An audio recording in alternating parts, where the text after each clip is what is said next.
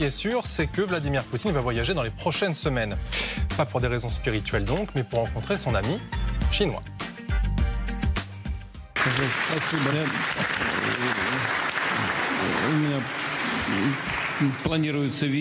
La visite est prévue pour mai. Ok, donc ce sera en mai, mais on ne sait pas quand exactement. La vraie question, c'est aussi de savoir pourquoi faire au juste et surtout qu'est-ce qu'il faut attendre de ce voyage. Pour répondre à ces questions, c'est le temps des cartes. Avec, comme chaque week-end, Aurélien Duchesne. Bonjour à vous, notre consultant géopolitique et défense. Justement, la Chine, avant toute chose, faisons un point sur ce que ça représente, c'est-à-dire quand même 1,4 milliard d'habitants. Je crois que c'est le pays, le deuxième pays le plus peuplé au monde. Ça représente également quand même un PIB, notons-le, de 18 000 milliards de dollars, absolument énorme. Un taux de chômage quand même qui fera rêver à peu près n'importe qui, 3,9 à comparaison quand même générale, c'est autour de 7, 8, bon voilà. Et surtout des spécialités assez intéressantes comme tout ce qui est machine, tout ce qui est technologie, tout ce qui est textile, tout ce qui est automobile. C'est finalement un mastodonte dont on a parfois du mal à se passer économiquement. On doit composer avec lui. Oui, un mastodonte, alors même 18 milliards de dollars, ça c'est évidemment le PIB dit nominal. Mais si on calcule en parité de pouvoir d'achat, la Chine serait même déjà passée devant les États-Unis avec 35 000 milliards de dollars. Et par comparaison, c'est 9 fois plus que la Russie. Une relation totalement déséquilibrée. Ce mastodonte, il a ses faiblesses. On le voit de plus en plus, par exemple, avec le ralentissement ici de la croissance économique, avec une Chine dont on voit que son modèle est à bout de souffle. L'atelier du monde, comme on l'a décrivé encore il y a 20 ans, aujourd'hui commence à voir son modèle être remis en question, avec notamment la concurrence de l'Inde. Et c'est aussi ce qui pousse en partie la Chine à se rapprocher encore de la Russie, dans une relation qui est de plus en plus déséquilibrée, on le voit, 10 fois plus d'habitants, 9 fois plus de PIB, de richesse nationale, mais une relation qui est aussi assez gagnant-gagnant. Justement, effectivement, les deux pays que vous voyez ici, ils se disent assez régulièrement, très souvent d'ailleurs, amis, c'est le mot qu'ils utilisent. Donc on va essayer de voir un petit peu, en effet, si c'est le cas. Déjà, rien qu'économiquement, puisque c'est aussi le nerf de la guerre dans tous les sens du terme, on voit qu'entre les deux pays, qui sont quand même proches, même s'il n'y a pas tant d'accès que ça en vérité, il y a quand même une ligne de chemin de fer qui permet, avec le fret, d'acheminer du matériel, des cargaisons, un petit peu tout ce qu'on veut. Il y a également une ligne autoroutière qui passe par le Kazakhstan. Il y a bien entendu, on le sait, des lignes aéroportuaires. Tout cela, ça compte, c'est-à-dire qu'il y a des échanges, mais des échanges de quoi exactement ? Alors, venant de la Russie, d'abord des exportations d'hydrocarbures. Il y a également, par exemple, des gazoducs, des oléoducs. Et on sait que depuis que la Russie a perdu le marché européen, du fait que les Européens, évidemment, commencent à couper leur approvisionnement en gaz, en pétrole de la Russie, eh bien 90% des exportations russes de gaz et de pétrole vont vers l'Inde et surtout la Chine. La Chine, c'est près de la moitié à elle seule de toutes les exportations de pétrole et de gaz de la Russie. Donc une relation gagnant-gagnant parce que ça permet à la Russie de continuer à financer son effort de guerre. C'est quand même la base de son économie. Et ça permet à la Chine, évidemment, de faire tourner sa propre économie. Et côté chinois, et là on entre quelque part déjà dans un soutien de la Chine à la Russie. La Chine est en train de conquérir complètement le marché russe. Si on regarde dans les grandes agglomérations comme Moscou, Pékin, comme Moscou et Saint-Pétersbourg, c'est qu'on voit de plus en plus la plus révélateur de la colonisation de l'économie russe par la Chine. On voit de plus en plus que ce sont les Chinois qui remplacent des matériels, des marques occidentales qui sont frappées par les sanctions. Et le dernier aspect en fait de cette relation qui est encore une fois de plus en plus déséquilibrée, la Russie qui devient le junior partner et la Chine qui prend le leadership de cette relation, c'est que la Chine aussi permet le contournement des sanctions. Dernière anecdote cartographique, quand on regarde ces pays, Kirghizistan et Tadjikistan, bizarrement, les exportations chinoises ont complètement explosé, plus de 2000%. Et là encore, bizarrement, on voit que les échanges entre ces deux pays et la Russie, comme par hasard, sur des produits frappés par les sanctions, ont totalement explosé. Comme par hasard, comme dirait l'autre. Alors effectivement, si on regarde les relations entre Xi Jinping et Poutine, vous voyez ici ces images qui datent de 2023, elles sont étroites, aussi dans le domaine militaire, justement. Qu'est-ce que ça donne sur l'effort de guerre de la Russie en Ukraine ? Est-ce qu'il y a un impact ? Les deux hommes qui se sont mutuellement décrits comme le meilleur ami de l'un et de l'autre, même si évidemment en relation internationale, l'amitié, ça a ses limites. Dans le domaine militaire, la Chine et la Russie ne sont pas, contrairement à ce qu'on entend souvent, des alliés, au même titre par exemple que les alliés de l'OTAN, mais leur partenariat est devenu extrêmement étroit, beaucoup plus étroit que tout ce qu'avaient prédit notamment les Américains. Ces partenariats, ça passe aussi bien par exemple par des exercices communs, des entraînements de plusieurs dizaines de milliers d'hommes qui font ce qu'on appelle de l'interopérabilité, c'est-à-dire apprendre à faire des manœuvres ensemble. Et dans le domaine militaire, une relation industrielle qui est de plus en plus poussée, avec la Chine notamment qui s'approvisionne en armes et en technologie russe, et de l'autre côté, l'industrie de défense russe, pour continuer à tourner dans un domaine, par exemple, qui est l'électronique de défense, pour les drones, pour les conduites de tir des chars, etc. Eh bien, la Russie, désormais, contourne les sanctions occidentales en s'approvisionnant chez Xi Jinping en Chine. On va essayer d'élargir un petit peu la focale pour se demander aussi quelles sont les relations de la Chine avec d'autres grands acteurs, notamment de ce conflit justement en Ukraine. On pense bien sûr aux États-Unis parce que c'est vrai qu'il y a, j'allais dire, deux points d'achoppement principaux qui en ce moment occupent un petit peu les têtes aux États-Unis et en Chine.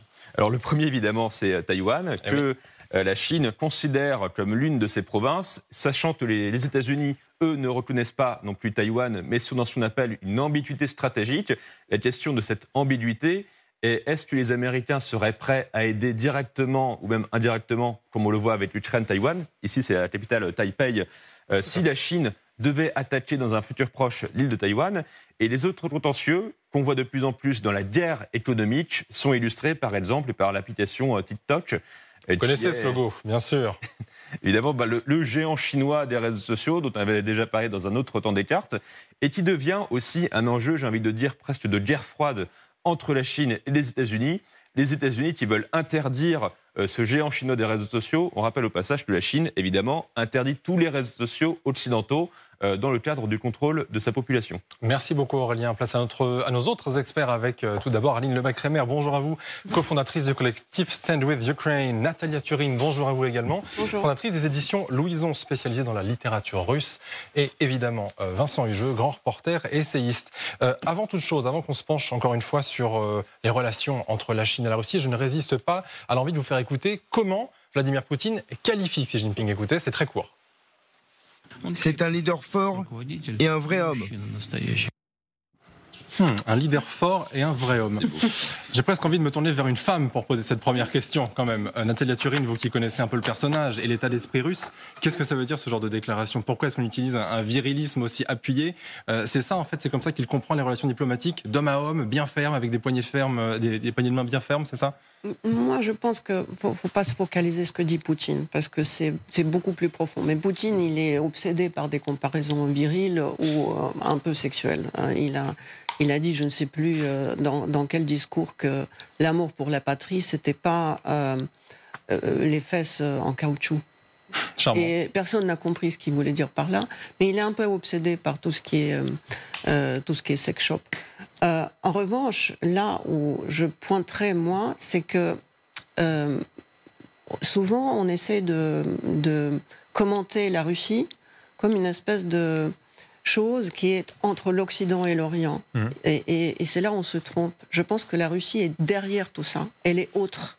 Et là-dessus, elle est peut-être plus proche à la Chine, dans le sens où la Chine, elle ne considère pas le temps comme quelque chose de linéaire. Ouais. Par exemple, en Chine... On a beaucoup dit ça à propos de la Russie, en effet, que le temps notamment pour cette guerre, exactement, parce que quand la dynastie change en Chine, il y a 25 millions qui sont tués sans que quelqu'un soit étonné. C'est-à-dire que quand on considère comme quelque chose de dramatique le XVIIe siècle en Europe, il y avait l'inondation en Pologne, il y avait la guerre de 30 ans en Europe, il y avait les temps gris ou les temps noirs même en Russie, avec le schisme, etc.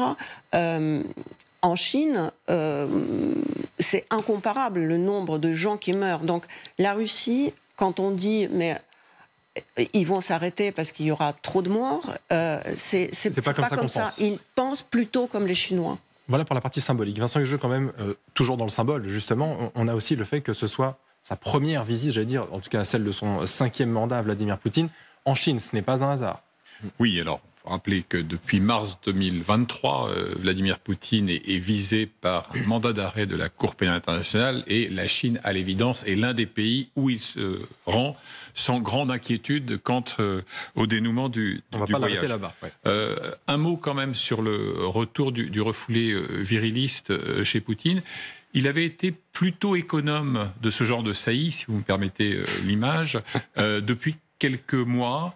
Et là, on sent qu'il revient à ses fondamentaux, c'est cet invariant-là, qui est accompagné d'un appareil législatif en Russie, quasiment obsessionnel sur tout ce qui est LGBT, etc., et une très grande mansuétude vis-à-vis des violences domestiques, notamment commises par des soldats ou d'anciens soldats ou des miliciens. Moi, ce qui me frappe dans l'exposé d'Aurélien à l'instant, c'est donc effectivement ce caractère dissymétrique, inéquitable de la relation. Le côté du partenariat est évidemment illusoire pour toutes les raisons qui ont été exposées. Et ça me rappelle autre chose historiquement, c'est qu'il n'y a pas que ça qui est inégal. Vous savez, il y a les fameux traités inégaux.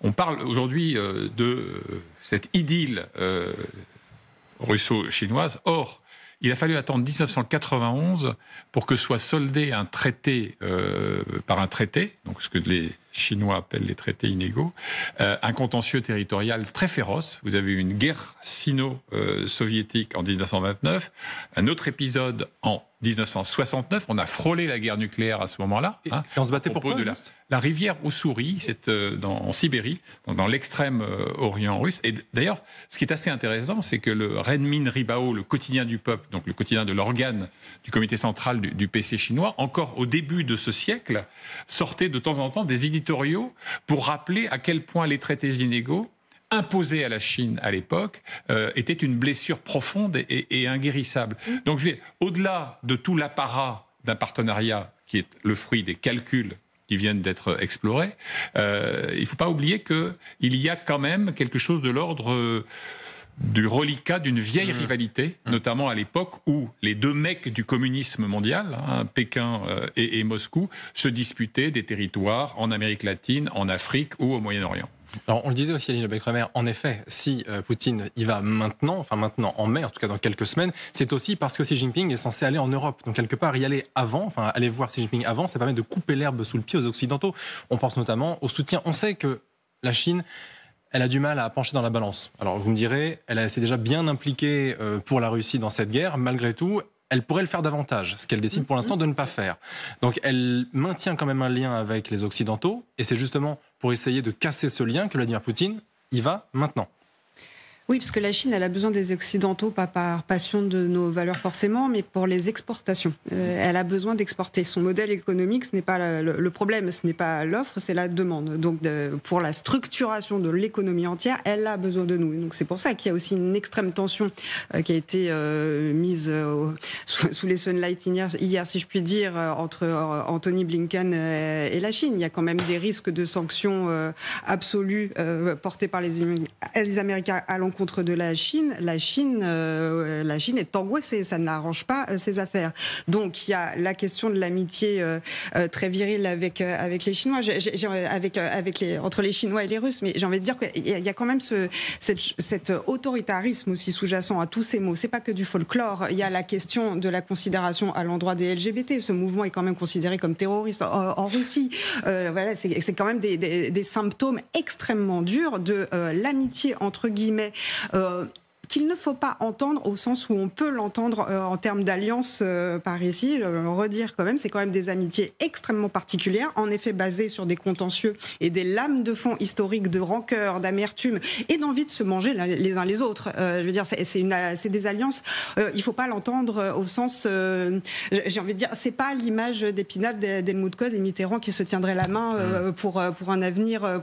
Non, on n'est pas du tout là-dedans. On est dans des régimes extrêmement brutaux, comme on porte le stigmate de leur discours, parce que un vrai homme, ça veut dire quoi ? Ça veut dire des brutes, ça veut dire qu'ils peuvent aller massacrer pour les Chinois les Ouïghours, pour les Russes leurs voisins. Donc c'est tout ça qui est en jeu dans ce type de mots, qui est porté au niveau politique. Donc politiquement, ils ont besoin les uns des autres. Ce qui est comme bascule, qui n'est pas pour déplaire à la Chine, ce qu'il y a comme bascule, c'est que la Russie a extrêmement besoin de la Chine en ce moment. Finalement, très peu l'inverse. En même temps, la Chine a besoin de nous. Les deux se retrouvent sur des valeurs absolument autoritaires de coercition des peuples, de soumission des peuples, de barrage aux droits de l'homme, de barrage à la liberté d'expression. Donc c'est tout ça qui est en jeu. Et c'est tout ça aussi qu'on essaye de travailler. Après, sur la question de la neutralité de la Chine, très honnêtement, vis-à-vis des derniers éléments satellitaires, navals, etc. Bon, mais de toute façon, dans une guerre d'intensité pareille, j'ai envie de dire, il n'y a pas de neutralité, ça n'existe pas. Toute neutralité, c'est encourager et prendre le parti de l'agresseur. L'inverse est faux. Et quand même, tout ça, Aurélien Duchesne nous montre, alors qu'on n'arrête pas de nous dire depuis des mois que le monde avec des blocs, des pôles, ça n'existe plus. Bah, manifestement, si, encore un peu, parce qu'on a quand même une entité très forte, justement, entre la Russie et la Chine, qui pèse.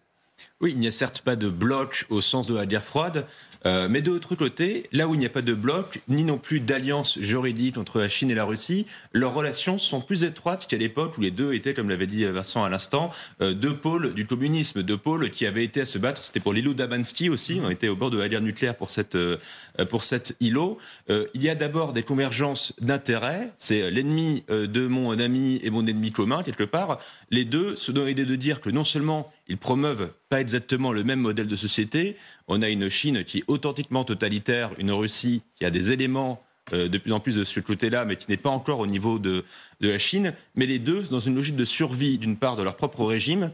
La Chine est traumatisée, les dirigeants chinois, par le précédent de l'effondrement de l'URSS, et de l'autre côté, la Russie sait qu'elle a besoin de s'appuyer sur une superpuissance autoritaire émergente pour sauver son propre régime. Mais au-delà de cette communauté, on va dire, d'intérêts contre l'Occident, il y a aussi des intérêts propres. Je pense qu'on surestime un peu parfois le poids du passé, de l'atavisme en se disant les Russes ont peur que la Chine envahisse la Sibérie pour reprendre des territoires du XVIIe siècle ou que les Chinois brûleraient de se venger du colonialisme russe. Quand on regarde, enfin, je repense à ce que m'avait dit un moscovite de passage à Strasbourg qui disait « Vous êtes bien gentils les Européens, mais pour nous, en Russie, vous incarnez le passé. Et pour nous, la Chine, c'est les nouvelles technologies, ce sont les capitaux, c'est un partenaire émergent qui ne nous donne pas de leçons, qui ne vient pas, désolé de l'expression, de nous emmerder sur les valeurs.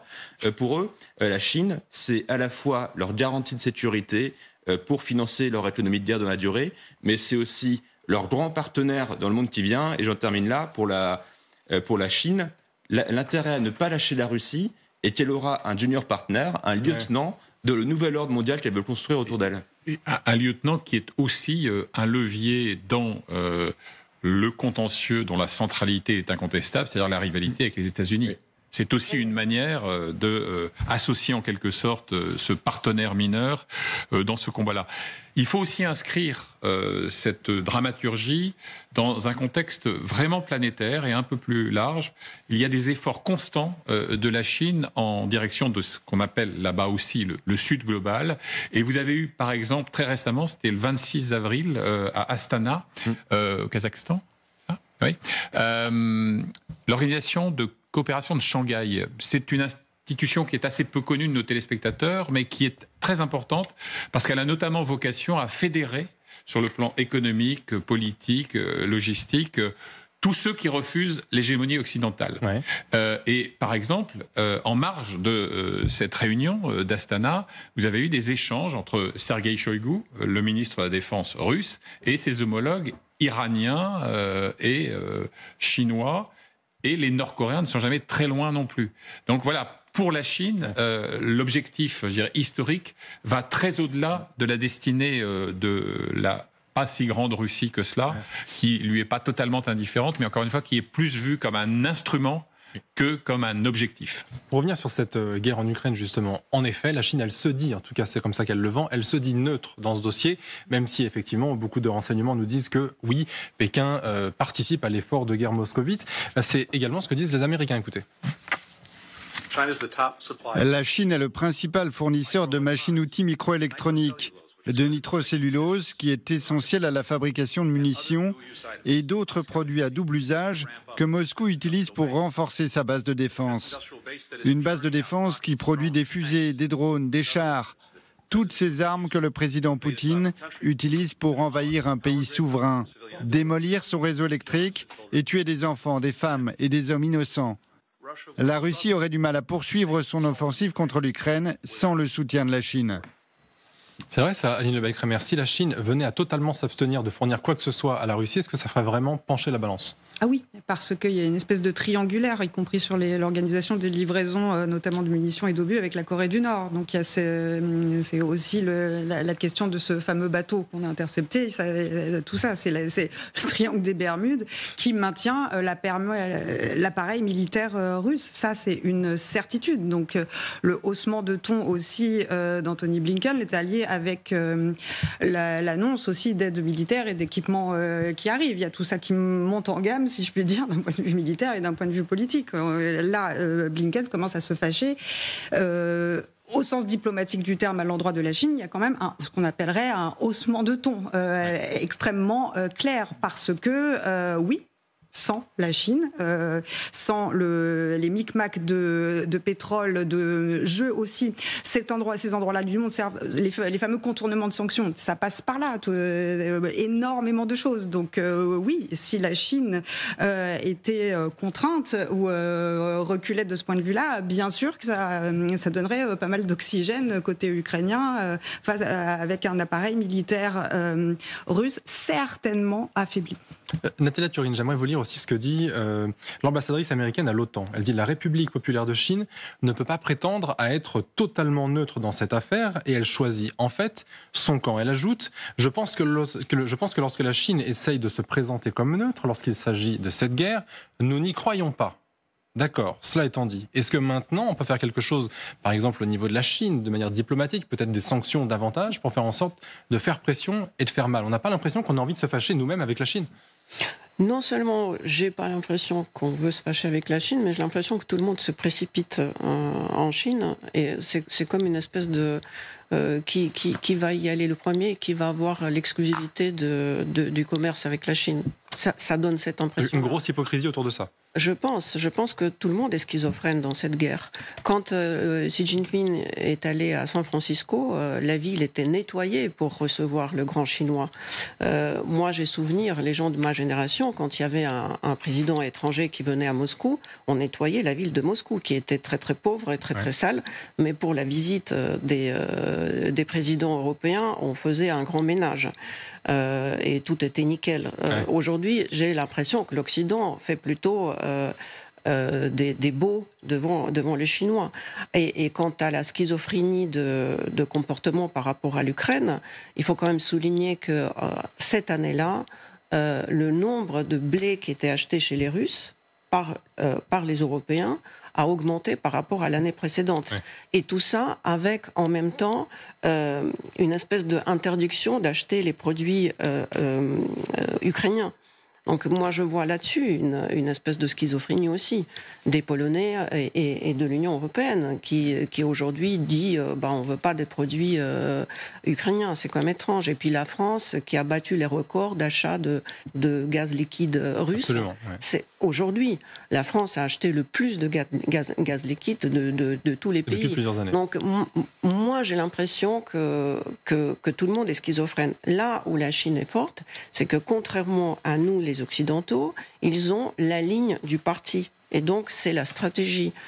Et les Américains, ils envoient une personne qui râle contre la Chine et une autre personne qui va plutôt dans le sens « Oh là là, quelle bonne collaboration ». Donc, eux, ils tiennent un cap. Il est mauvais, il est dictatorial, il est totalitaire, mais c'est il est un maintenu, cap. Ouais. Voilà. Tandis que les contradictions de nous autres nous ridiculisent. N'aide pas en tout cas à prendre des décisions fortes. Ouais. Un dernier mot là-dessus, Vincent. Oui, sur la neutralité en trompe-l'œil, moi ça me rappelle un peu les débats au moment du triomphe du mouvement des non-alignés après la conférence de Bandung. On disait par dérision, non-alignés certes, mais sur qui ? Référence évidemment au tropisme plutôt marxisant ou pro-soviétique de la plupart des pays engagés dans ce mouvement. C'est un peu pareil. Neutre, oui, mais en faveur de quel camp ? Ouais, c'est ça. Donc ça, je pense que c'est assez établi.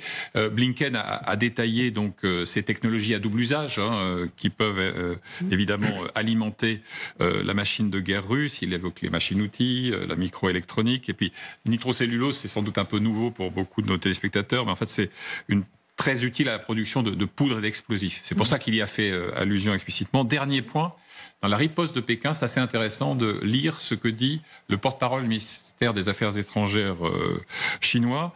Il prétend que 60% des composants militaires et de technologie duale importés par Moscou viennent d'Occident et notamment des États-Unis. Alors, j'ai une vraie incertitude sur le chiffre, mais le phénomène, oui, existe. Le phénomène n'est certainement pas 60%. Une partie, effectivement, des intrants de la base industrielle de défense russe vient d'Occident. Puis, j'observe que le même ministre, le même porte-parole, alors que dans le même temps, on a toutes ces formules qui sont taillées dans le bois dont on fait la langue, sur partenaires pas rivaux, etc., etc. Dans le même temps, on hausse le ton. Et il y a eu cette phrase quand même qui n'a pas été relevée beaucoup, et il dit « la responsabilité incontournable de l'OTAN dans le déclenchement du conflit entre la Russie et l'Ukraine ». Donc vous voyez, on n'est jamais univoque. Ouais. Il y a toujours une façon de ménager les uns et les autres, et notamment ce raidissement-là, purement rhétorique, c'est vrai, eh bien, évidemment, c'est de la musique aux oreilles des plus anti-occidentaux et anti-impérialistes, encore une fois, en Amérique latine ou en Afrique.